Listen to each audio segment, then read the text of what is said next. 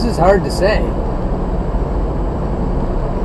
The reason I've tried so hard my whole life is because I've been terrified my whole life that I'm not good enough, that I don't measure up, that I'm inadequate, that I'm a fuck up, that I'm just not the first person you're going to pick to be on your team. You remember that, right? It was boys usually on the playground picking for dodgeball or baseball, softball, whatever we were playing, or basketball, pick up basketball. And that feeling in your stomach when you would be the last one picked, or that relief if you weren't, or even elation if you were the first one picked. That feeling, I think that's the feeling I've been trying to talk about.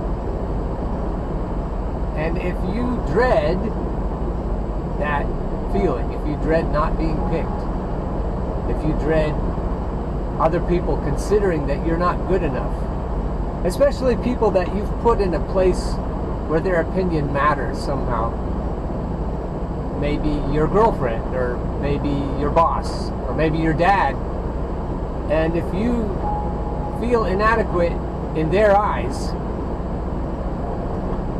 it can make you try really hard. And it's kind of sad when you see it, because you see people all the time who try too hard. I pity them. I pity me when it's me. There's this safety score I told you about. And there's this other guy in meeting. We're always at the top of the safety score, like jockeying for first and second place on that. And it makes me wonder, are we the two guys that are the most terrified of not being good enough? And I know you see valedictorians in that position, or maybe captains of various things, industry. Gatsby, the great Gatsby, tried too hard. He tried too hard to please Daisy. And you could see he was an overachiever. To me, an overachiever is somebody who does it for other people's approval instead of for their own satisfaction. Because there's no such thing as overachieving if you're doing what you like, or underachieving. You have only yourself to please. But if you don't have only yourself to please, it's probably out of fear of how other people think about you. Not all of the pain inflicted on me during the last 8 years has been because of the music department at Millersville University or the university itself.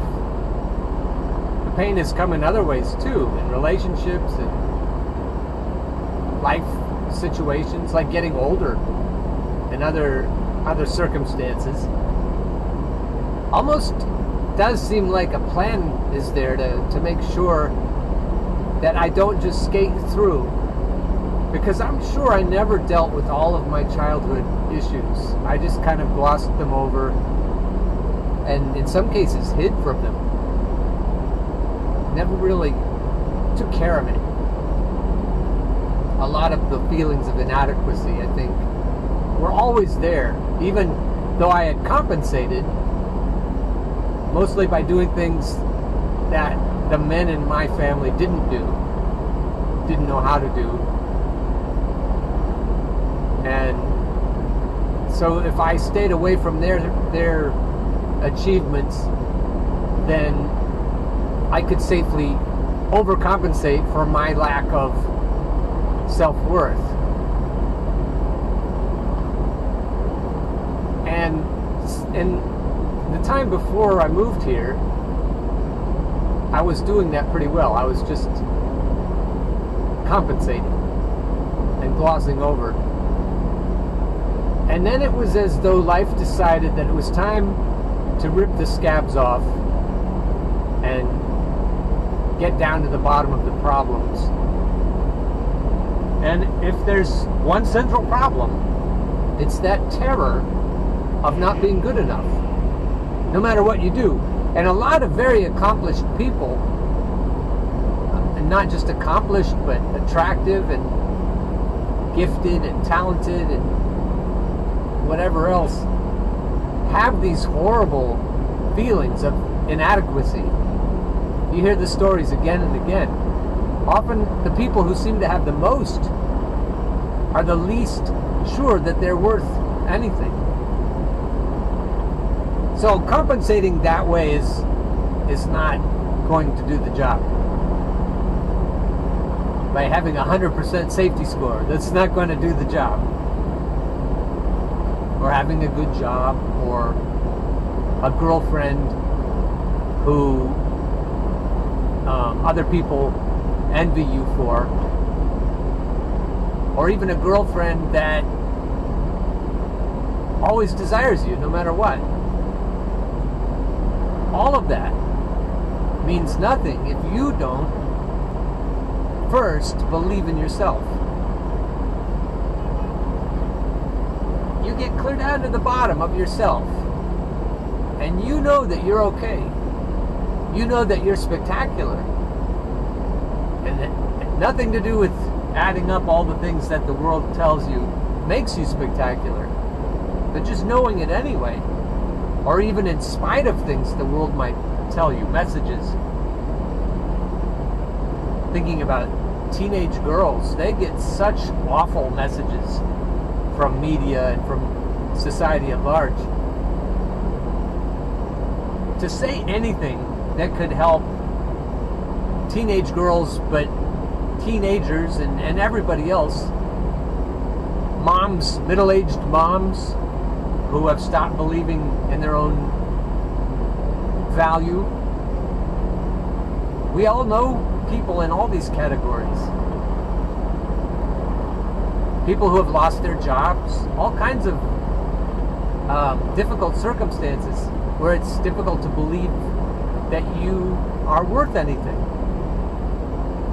If I say anything that could help anybody know that they're spectacular, regardless of all those messages, including the cabal in your head that tells you all kinds of things about how you aren't good enough, if your cabal is like mine, then it'll be worth it. It'll be totally worth it.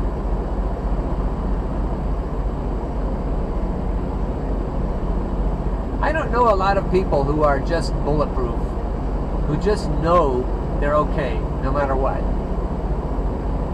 I would say such people, if I've ever met one, are rare.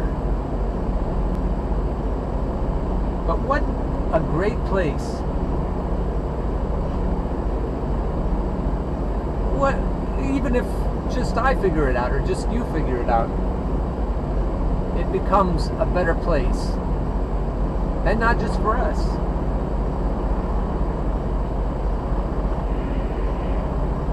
All of the things I've said so far about shifting into neutral, about putting your emotions in a place where they can't really inflict suffering or even just distract you.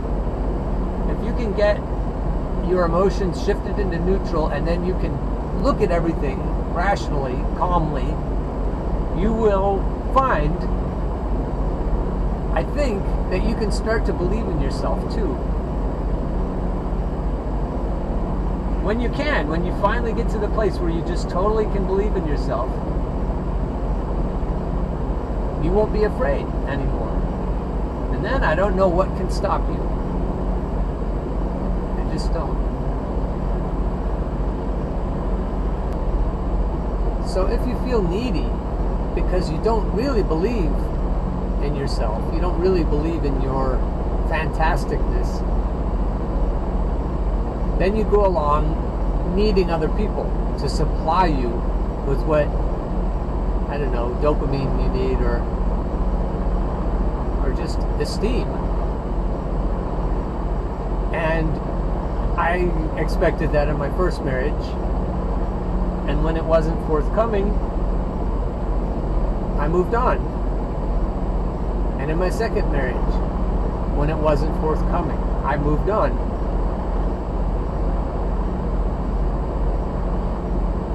It feels like it would be easier to just meet my own needs and not need a supply from anyone else.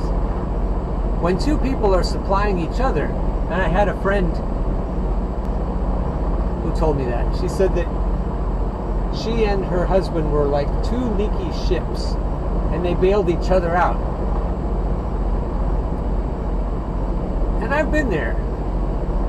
I don't have any judgment if it works, but I think it would be easier if both boats were not leaking and sailing along under their own power. And I think it's possible. I mean, that seems obvious, but then the question is, well, how do you do that? And I think the way to do that is to nurture yourself better than mostly we do. I can be happy doing what I'm doing, whatever it is, and not doing other things that I might think have to be in my life, but they don't. Baloo the bear, that's one way to think about it. But I also believe I can manifest wealth, abundance of any kind, without needing other people in a codependent supply chain. I think I can do that. I don't have to settle for the bare necessities. I can have anything without feeling as though I'm draining anyone else, or as though they're supplying me, whether they're being drained or not. And that's the answer, because it isn't enough just to say what the problem is. There has to be an answer, and I think that goes along with the other things I've been figuring out. Taking good care of me, not allowing things to trigger inadequacy, feelings of inadequacy. Shifting any time that tries to happen into neutral. And then feeling great, because neutral is great. I think drug addicts get used to the idea that they like to be itchy so that they can scratch the itch. And I think it's better to put salve on the itch so it doesn't feel itchy anymore. We spend a lot of time in this current culture, post-COVID, we spend a lot of time scratching. I think it would be better if we spent time soothing. The best thing I can do for myself is to give myself permission to enjoy things the way they are. It's okay. I can enjoy things when they improve, but they're a lot more likely to improve if they don't need to improve. If I'm not attached to the idea that they have to improve. I think I've been taught to always be dissatisfied, or I've taught myself. And I don't want to be smug and self-satisfied, but maybe I do. Maybe if I am, I'll find that things improve rapidly, even if they don't need to, because they don't need to. That seems to be the backwards law. The backwards law is an idea that Alan Watts had. If you're interested in that one, look it up. It's great.